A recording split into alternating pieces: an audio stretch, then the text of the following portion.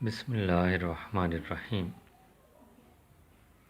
جماعت داہم کے عزیز طلباء و طالبات، السلام علیکم۔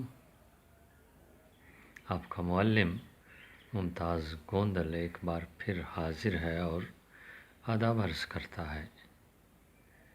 عزیز طلباء و طالبات، آپ جانتے ہیں کہ ہم درس کتاب کا حصہ نظم پڑھ رہے ہیں، اور جو نظم فی الوقت ہمارے سامنے ہے وہ ہے میدان کربلا میں گرمی کی شدت، اور اسے لکھا ہے میر انیس نے، اور ہم اشعار کا مفہوم پڑھ رہے ہیں۔ تو بڑھتے ہیں کتاب کی طرف۔ پیارے طلباء و طالبات، یہاں تک ہم مفہوم پڑھ چکے تھے، اور گرمی یہ تھی کہ زیس سے دل سب کے سرد تھے، پتے بھی مثل چہرہ مدکوک زرد تھے۔ یعنی گرمی کی شدت اتنی تیز تھی کہ سب کے دل زندگی سے بیزار ہو چکے تھے، اور پتے بھی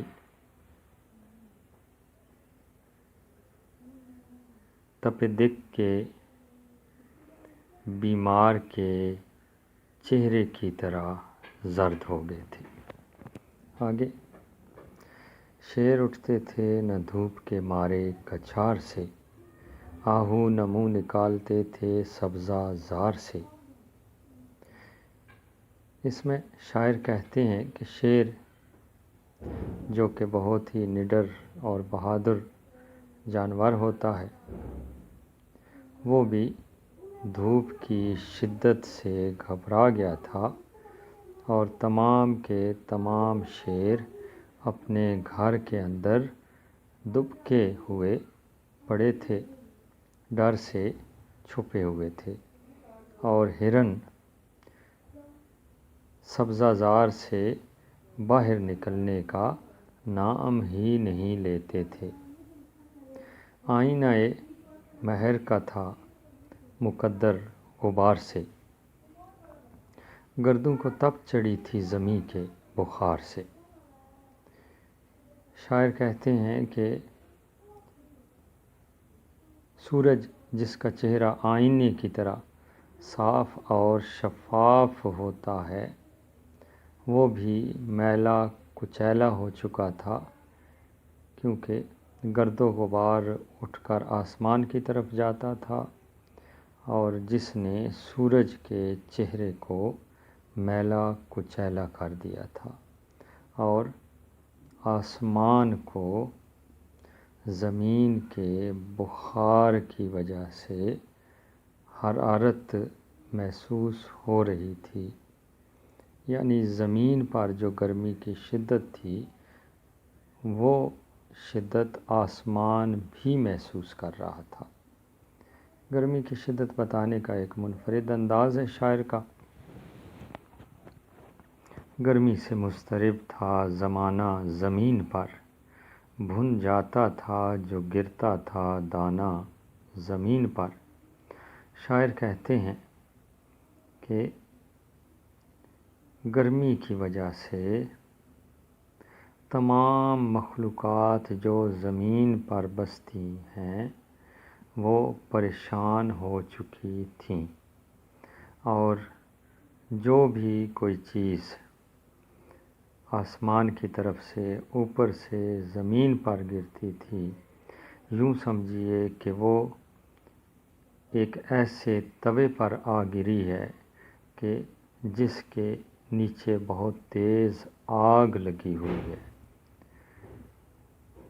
یعنی جو بھی زمین پر آتا تھا بالکل دانے کی طرح بھن جاتا تھا۔ گرداب پر تھا شعلہ جوالا کا گماں، انگارے تھے حباب تو پانی شرر فشاں۔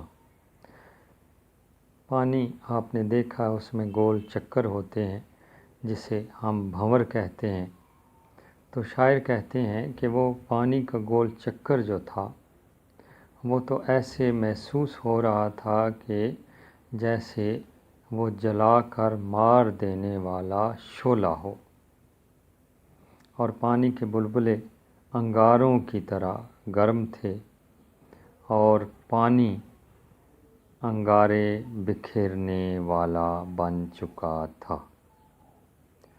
منہ سے نکل پڑی تھی ہر ایک موج کی زباں، تہ پر تھے سب نہنگ مگر تھی لبوں پہ جاں۔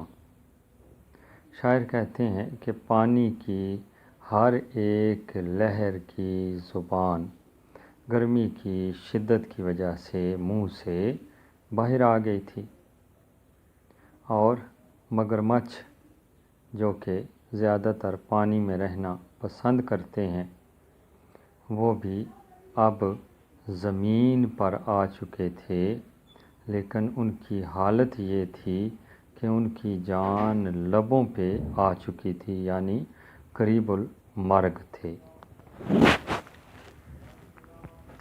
پانی تھا آگ، گرمییں روز حساب تھی، ماہی جو سیخے موج تک آئی کباب تھی۔